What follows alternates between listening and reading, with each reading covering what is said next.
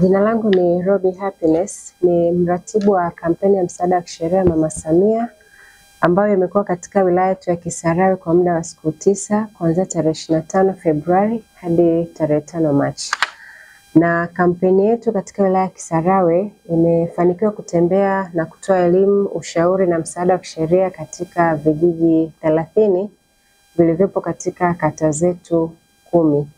Na kikubwa kilichofanyika kwa mujibu wa malengo ya kampeni hii kitaifa, ilifanya kazi 3. Kazi ya kwanza ilikuwa ni kuelimisha wananchi wote wa wilaya yetu ya Kisarawe kwa kata zilizotengwa kuhusiana na elimu nzima kuhusiana na kampeni yetu, lakini pia wananchi walipatiwa ushauri, walipatiwa msaada wa kisheria vile vile. Na katika vijiji vyote 30 takriban wananchi 16,162 walipata elimu. Miongoni mwao ni wanaume 7,596 pamoja na wanawake 8,566.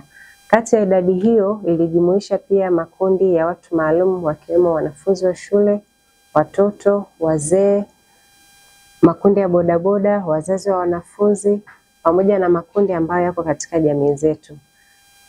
Mbali ya kutoa elimu na msaada wa kisheria pamoja na ushauri, timu ya msaada wa kisheria Mama Samia iliyoko katika wilaya ya Kisarawe ilitatua migogoro mbalimbali ambayo jamii imekuwa ikikabiliana nayo.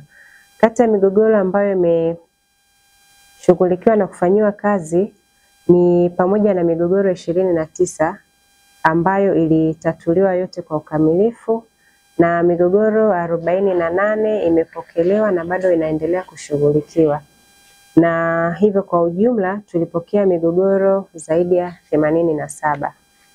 Pamoja na kwamba tumetoa elimu, misaada pamoja na kuwaeleza wananchi kuhusiana na kampeni ya msaada wa Mama Samia, tumepata mafanikio mbalimbali. Kati yao ni pamoja na kusuluhisha migogoro mbalimbali inayohusu ardhi, masuala ya ndoa na mirathi, talaka, wosia na masuala mengine ya kisheria, lakini pia tulitatua changamoto zinazotokana na ukatili wa kijinsia.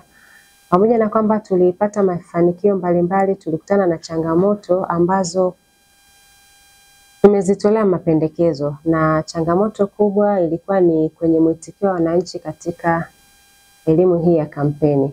Kwa hiyo kikubwa tunachokiomba, wakati mwingine matangazo yatakapotolewa kuhusiana na elimu hii ya msaada wa kisheria, lakini vile vile na mikutano mingine ambayo inahusu maendeleo ya jamii, basi wananchi, vijiji, kata na watu wengine ambao ni wadau wakubwa wa maendeleo katika wilaya ya Kisarawe wasisite kushiriki katika mikutano ambayo inaitishwa na serikali au wadau wengine wa maendeleo.